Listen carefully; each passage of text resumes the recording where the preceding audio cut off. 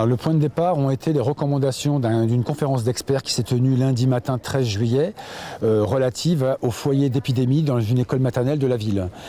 C'est vrai que nous avons tous été interpellés et l'autorité sanitaire en premier par le nombre d'enfants positifs aux thèses présents dans cette école et dans les recommandations qui ont été préconisées et faites pour traiter cette situation a été l'organisation d'un dépistage en population générale dont la première session a eu lieu dès le 14 juillet, jour férié, le lendemain de cette conférence d'experts.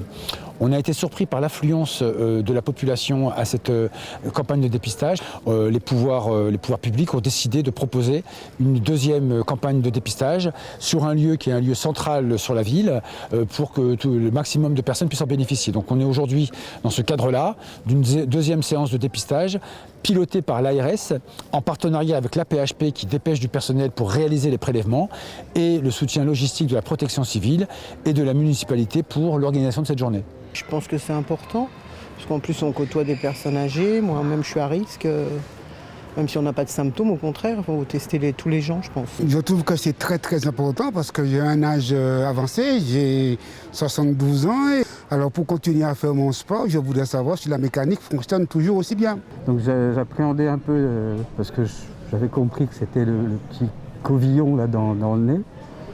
Voilà, sinon voilà, j'ai attendu. Ça va, il n'y a pas trop de monde. Donc on a lancé un centre de dépistage mobile le 14 juillet. 402 personnes ont été dépistées. Une seule personne a été contrôlée positive, donc ce sont des chiffres relativement rassurants. On attend aujourd'hui la deuxième vague de dépistage, qu'est-ce que ça va donner? Et en fonction de cela, on va continuer. Prévention, dépistage, port du masque, rappel des gestes barrières. Il faut que toute la population, et ce message s'adresse à toute la population, que toute la population soit impliquée, concernée pour endiguer la propagation éventuelle du virus. C'est fondamental.